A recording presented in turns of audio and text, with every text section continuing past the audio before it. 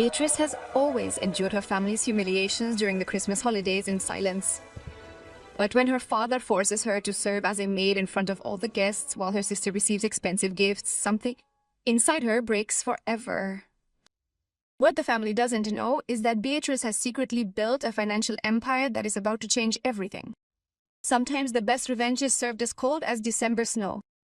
Subscribe to our channel to never miss true stories of revenge, justice, and personal rebirth. The scent of cinnamon and pine filled the house as I carried the silver tray across the living room. The thick, plush carpet, a Persian rug my mother had specifically flown in from Tehran for the festivities, yielded slightly beneath my heels. Our guests were enjoying themselves, laughing, sipping Prosecco, and offering enthusiastic compliments on the wonderful Christmas atmosphere my parents had so successfully created in our villa in Turin. But I wasn't a guest. I was the maid. "Beatrice, the smoked salmon is running out on the buffet table." Passing close to me, my mother hissed, with her emerald green silk dress softly rustling, an elegant sound. "And try to smile for heaven's sake, You look like a ghost." I was 27 years old. I had a degree in business administration from the Polytechnic and 3 years of experience in one of the most prestigious financial consulting firms in Milan, but in that house, I was still the middle child who had never done enough. Like and subscribe for more stories like this. But my father's voice rang out from the fireplace. "Come here for a moment." I put down the tray and walked towards him, feeling all the eyes of the guests on me. My father, a successful lawyer with a practice in the center of Turin, was surrounded by his most important colleagues. Next to him, my sister Giuliana was resplendent in her red Valentino dress, with her hair perfectly styled and a radiant smile. "Gentlemen," my father announced, raising his glass of Barolo, "I would like to make a special toast. My Giuliana has just received an incredible promotion. She has been appointed creative director of the most important advertising agency in Milan. At only 25 years old, she is already so high." Applause filled the room. Giuliana strutted around, hugging Dad and accepting compliments with false modesty. "And Beatrice," asked Mrs. Moretti, an old family friend, "what's your second daughter doing now?"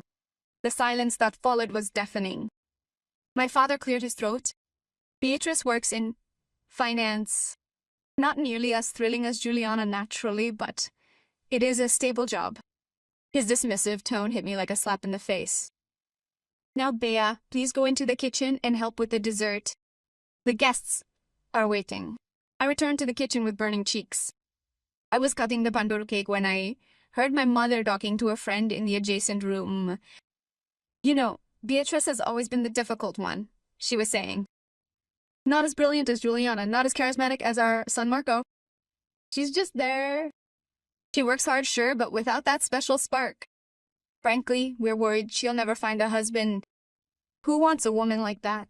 Woman." Tears pricked my eyes, but I held them back. They wouldn't have the satisfaction of seeing me cry. Not again. Unbeknownst to them, while I was pouring champagne and making myself as inconspicuous as possible, I was meticulously building something that would pale in comparison to all their accomplishments combined.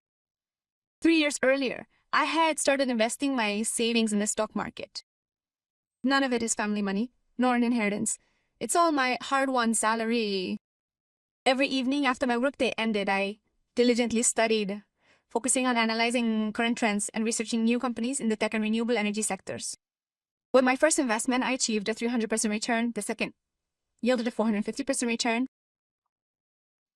Slowly, with patience and discipline, I had transformed euro 20,000 into euro 2 million euros, then into euro 5 million euros, and now in December 2024, my personal portfolio was worth euro 18 million euros. But I hadn't stopped there. I had created an investment company under a pseudonym BM Capital. No one in my family knew it existed. For them, I remained Beatrice, the girl who earned a modest salary, lived in a small apartment in Turin, and hadn't accomplished anything remarkable. The simple truth was that BM Capital managed investments totaling over 50 million euros, and it possessed a substantial waiting list of affluent clients eager to receive my investment recommendations. I'd risen to the status of a silent legend in the Italian financial world, known only by my initials. And that Christmas night, as I served panettone to my parents' proud friends, I had finally made up my mind. It was time to reveal who I really was. But not yet. Not like this. I remained there until midnight, when all the guests had gone away and only the family was left. My brother Marco arrived late from his private medical clinic, as is always the case. He is much too important to arrive on time. Juliana was still there, of course, along with her boyfriend, a model who lived off his looks and my sister's money. Just as my mother was collecting the glasses, my father sat down with a sigh of contentment. "Another perfect Christmas," he declared. "Although I must say, Beatrice, you could have been a little more present. The guests noticed that you seemed distant." "Sorry, Dad," I replied in a neutral voice. "I was busy serving." "That's what you had to do," Juliana chirped. "Not all of us can shine in the spotlight, little sister. Someone has to do the work behind the scenes." Marco laughed, pouring himself another glass of whiskey. "Bea has always been the quiet worker. No glamour, just hard work." "Exactly," my mother agreed. "And that's why we decided not to include you in the division of Grandma's inheritance." My heart stopped. "What?" My mother avoided my gaze. "Grandma Margherita left us her property in Portofino, as you know. It's worth about 3 million euros. Your father and I decided to divide it all between Juliana and Marco. You already have your salary, and frankly, you've never shown the ambition or success that a share would deserve." The silence that followed was thick as fog. "And what would you have done in my place?" I asked softly, looking directly at my mother. She blinked in confusion. "How? If your parents had excluded you from the inheritance because they considered you inferior to your siblings, what would you have done?" My father stood up, irritated. "Beatrice, don't be dramatic. This is a thoughtful family decision. Juliana and Marco have exceptional careers. You are stable, but not exceptional." At that moment, something inside me finally and irrevocably broke. Not with a cry or tears, but with a profound and crystalline calm that completely enveloped me from within. "Okay," I said simply. "I understand." I picked up my bag and headed for the door. "Where are you going?" my mother asked. "To my house. Merry Christmas." I stepped out into the cold Turin night, with the snowflakes beginning to fall gently and gently. While heading to my car, I stopped and pulled out my phone to make a quick phone call. "Maurizio, it's Beatrice." "Yes, I know it's Christmas." "Listen, I want you to go ahead with the transaction we discussed." "Yes, that one. I want to buy the Ferretti law firm."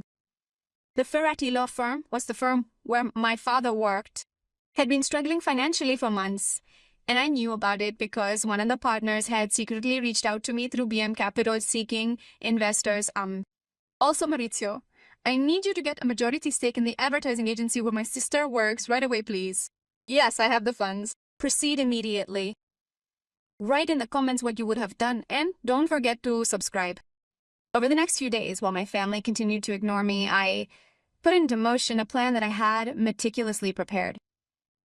Maurizio, my trusted attorney, and a team of skilled financial advisors facilitated my quiet acquisition of full control over both my father's law firm and my sister's advertising agency. All through BM Capital, of course. No one knew who was really behind the acquisitions. On the evening of December 31st, I received a call from my father. "Beatrice, we need to talk to you." His voice was tense. "I'm busy, Dad." "This is important. It's about the firm. We have new investors who are implementing some truly drastic changes. They've called us all to an extraordinary meeting tomorrow morning." "I'm sorry to hear that," I said without emotion.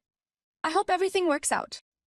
The sun of the new year illuminated the conference room of Ferretti Law. On January 1st, at precisely 9 a.m. there, I entered dressed in a pearl gray Armani suit, elegant to boot, heels, and carrying a confidence forged in the fires of years spent enduring silent humiliation. My father was already there, along with the other partners. Their faces showed confusion when they saw me. "Beatrice, what are you doing here?" "Good morning, Dad," he replied coldly, taking a seat at the head of the table. "I'm here as a representative of BM Capital, which has recently become the majority owner of this firm." The color drained from his face. "What? What are you saying?" He opened my briefcase. "BM Capital has acquired 65% of the firm's shares. That means I have complete control over operational and strategic decisions. BM Capital, my father stammered. But that's one of the most powerful investment companies in Italy. You can't. I am BM Capital, I declared, looking him in the eye. Beatrice Moretti Capital. The initials have always been mine. The silence was deafening.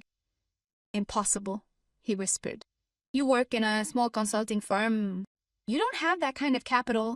Did you ever really ask me what I did? Dad, did you ever show any interest in my work beyond calling it stable but not exciting? Maurizio entered with a briefcase full of documents. Gentlemen, here are the restructuring contracts. Starting today, there will be significant changes in the management of the firm. I looked at my father calmly. You will still have a position here, of course, but not as a partner, as a junior consultant with a salary appropriate to your new position. You can do this, he exploded. I am your father, and I am your daughter. The one who you treated me like a maid on Christmas Day. The one you excluded from the inheritance because she wasn't exceptional enough. I stood up and gathered my papers. The meeting is over. You'll receive the details by email. That same evening, Juliana called me hysterical. What did you do? She shouted. The agency was bought out. They demoted me. They said the new owner wants to completely restructure the management. Really? I replied, feigning surprise. That's strange, Beatrice. You have something to do with it. Why should I? I'm just stable but not exciting. Remember? The silence on the other end of the line was delightful. 2 weeks later, I called a family meeting at my parents' villa. This time, however, I wasn't there to serve. I was there to talk. When I entered, everyone was already seated. My mother, my father, Juliana, Marco. Their faces were a mixture of shock, anger, and something that almost looked like fear. I imagine by now you can understand what happened. I began by standing. My mother looked 10 years older. How could you do this to your family? I laughed, bitterly. I did this. You treated me like a maid for years. You humiliated me in front of friends, excluded me from important conversations, excluded me from the inheritance because I wasn't exceptional enough. We were alone. My father tried to intervene. Alone what? Alone cruel? Alone blind? Alone arrogant? My voice was calm but sharp as a blade. While you were laughing at me, I was building a financial empire. While you were making me wait on you as a maid, I was managing investments worth millions of euros. While you were calling me grey, I was becoming a legend in the world of finance. Juliana was crying silently. Marco was staring at the floor. The villa in Portofino that my grandmother left behind, I continued. The one you divided between Juliana and Marco, excluding me. Guess what? I bought it through another one of my companies. The auction was yesterday, now it's mine. My mother gasped. You bought my grandmother's villa. Every brick. And do you know what I'm going to do? I am going to convert this into a training center for young women who are aiming to enter the finance industry. A space where girls who have been overlooked by their families can learn to construct their own futures. Beatrice, please, my father begged. Are we still a family? No, I replied softly. A family does not humiliate. A family does not exclude. A family does not treat one of its members as inferior. I headed for the door, then stopped and turned around one last time. Oh, one last thing. I'm going to turn the law firm into a cooperative. All the employees will have shares. Dad, you can stay if you wish, but not as a master, as a member of the community. What about the advertising agency? Juliana asked, her voice shaking. I'll sell it to a company run by women. You can apply to stay, but there will be no more favoritism. Only merit. I stepped out into the cold January night, taking a deep breath of the frigid air that smelled of freedom. My phone vibrated. It was a message from Maurizio. Everything was done as instructed. Congratulations, Beatrice, you've changed everything. I smiled as I looked up at the stars above Turin. The incident that occurred on that Christmas evening, their treatment of me as merely a servant and their blatant exclusion from any inheritance irrevocably shattered something deep within me. However, from those ruins, a stronger, more determined, and more self-aware woman was born. I hadn't destroyed my family out of revenge. I had transformed it out of necessity. Walking slowly to my car, the soft snowflakes falling gently and bathed in the warm glow of the streetlights, I understood that sometimes the most effective form of revenge isn't destruction, but rather achieving such extraordinary success that those who previously underestimated you are compelled to watch your accomplishments fly away, leaving them behind in the dust of their illusions. Like, subscribe, and write in the comments what you would have done in Beatrice's place. The end.